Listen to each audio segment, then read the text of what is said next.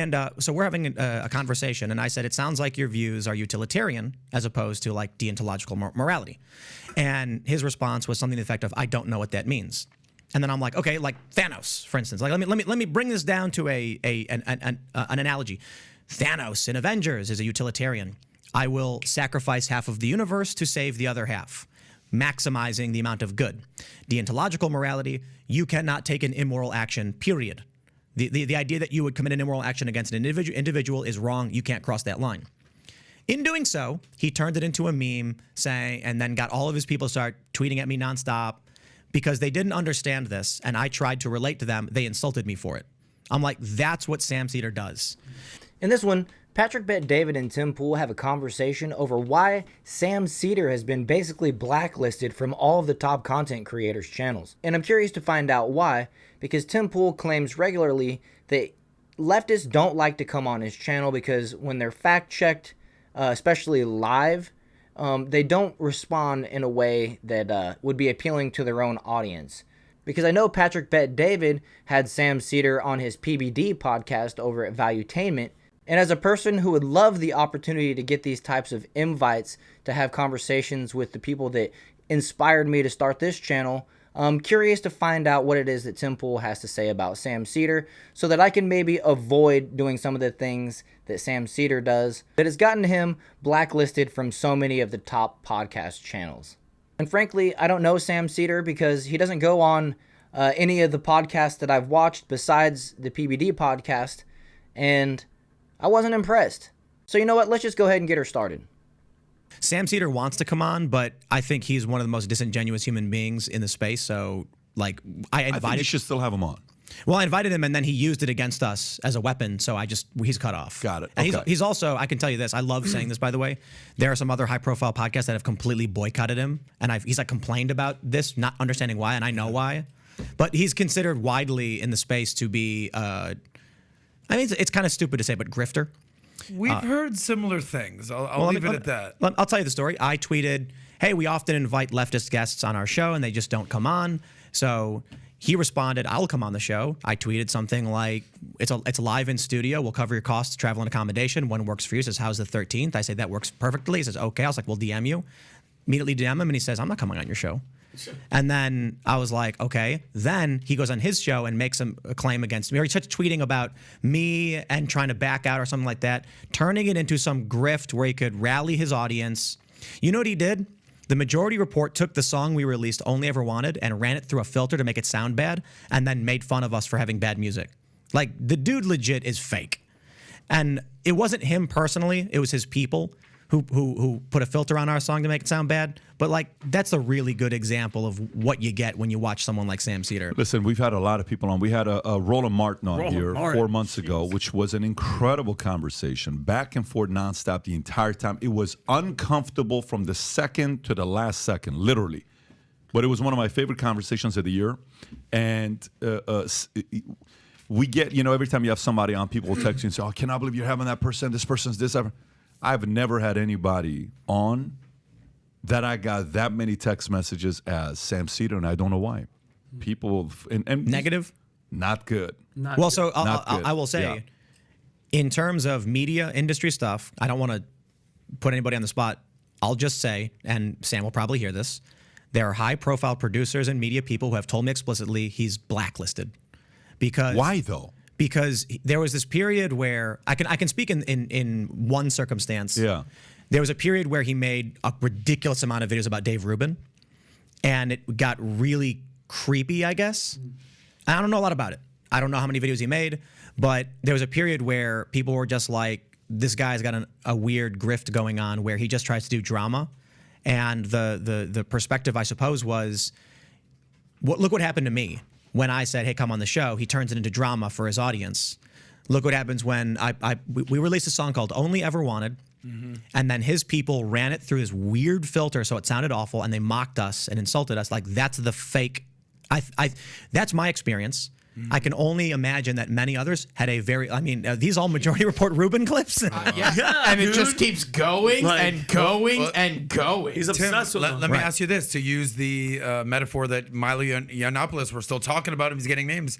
Is he kind of taking a page out of that book, Sam Seder? It's like, we're talking about him. Oh, good for him. Good for him. I don't know. You know, like but this, one of the best shows I think we've ever done was just the other day with Lance from the Surfs TV. I think his views are wrong. I think he's wrong, but it was funny. We had fun. He brought a tall boy Bud Light and cracked it open on the show. He gave his opinions, which we all like countered, and then we were laughing together. I thought he was a good dude with bad views, and some views evil. And it's funny that Lance from the Surfs would come on there and crack open a tall boy Bud Light, because that was in the height of the whole Bud Light debacle that involved Dylan Mulvaney and the boycott that was going on against Bud Light. So when he goes on Tim Pool's IRL show and cracks open a tall Bud Light, it's a big old advertisement there on Tim Pool's show, basically, for Bud Light. It's a nice little troll move. I'm not familiar with Lance from the Surfs. It's not a channel that I spend very much time watching, but I can respect that move if that's something you're willing to do. Although I don't agree with what Bud Light was doing at the time, and I still think they owe everybody an apology. But that's. But by the way, I mean, Sam Seder sat down here and he said, I think. Holy crap, is that 168? Keep going. How many videos are there? That's as far as I can scroll. But you know what else? Let me ask you this though. When you see something like this, what do you think about when a guy's done 167 reaction videos on one person? He loves you. Get a personal loves you. I mean, that's not a good look. If you pull up me and you pull up David Pakman, you're going to find Biden and Trump, thousands of views probably. And it's fine. If you pull up my channel, you might find a couple dozen about the Young Turks, mostly because I'll respond to them saying something about me. Right. But this is like the Dave Rubin review podcast. Yeah. Well, yeah, it's crazy. That's pretty wild. So this is one thing I was told explicitly, that they were like, we don't know what his deal is, but wow, he's got a lot of Dave Rubin videos, and that kind of is like the perspective. Look, he gets a lot of views from me. He has a lot of videos about me too. I don't know how many videos he has about me, but the perception is he is not a good faith individual trying to have a political argument. He's trying to WWE style fan his audience into. Would you say that he's a troll? I mean, look at this. Like, come on. Look at that. Scroll up. Look at that picture of me where they used Photoshop on my face. That didn't even look like you. Who is that? That's you? Tim Pool is a lying coward. Okay, sure, whatever. But I will tell you though, to me, this is look not at this Tim Pool haunted by Thanos. So what the hell? Let me tell you the story too. It's a really good. Oh, they got another one from yesterday. So look at that. Tim Pool claims he's not conservative, shredded by Lance from the Surfs. So I had a conversation with Sam Seder. This is one of the biggest challenges for me, trying to talk with people like Sam Seder. I say, Sam, I think we were talking about healthcare. This is years ago. It's like 5 years ago. And actually, first thing I'll say, Sam Seder was the first person in media to ever shout me out and positively comment on my work. So shout out Sam. And so we're having a conversation, and I said, it sounds like your views are utilitarian as opposed to like deontological morality. And his response was something to the effect of, I don't know what that means. And then I'm like, okay, like Thanos, for instance. Like let me bring this down to an analogy. Thanos in Avengers is a utilitarian. I will sacrifice half of the universe to save the other half, maximizing the amount of good. Deontological morality, you cannot take an immoral action, period. The idea that you would commit an immoral action against an individual is wrong. You can't cross that line. In doing so, he turned it into a meme saying, and then got all of his people start tweeting at me nonstop because they didn't understand this, and I tried to relate to them. They insulted me for it. I'm like, that's what Sam Seder does. Instead of having a good faith conversation and saying, I now understand your point, or I'm sorry, I don't understand the reference, he makes videos like that. People don't like it. You know what I mean? Like, his audience might like it. It's WWE style politics. And so there's higher format shows that are just like, we don't associate with this guy. And I think he knows it. And I think what you were just saying about getting those messages, he knows it, and he complains about it a lot. It's like, bro, clean your act up and stop doing this stuff. And maybe you might find some redemption. But you know what? Far be it for me to tell you to stop doing what works. If it ain't broke, don't fix it. I'm sure the dude's making $1 million or something. So it sounds like Sam Seder never had an intention to go on Tim Pool's show, even after accepting the invite. And he basically just used that as an opportunity to meme on Tim Pool for his audience, rather than just go on Timcast IRL and have a genuine conversation and let the chips fall where they may. I know Patrick Bet-David was able to host Sam Seder. He did show up and do the show with Patrick Bet-David on the PBD podcast.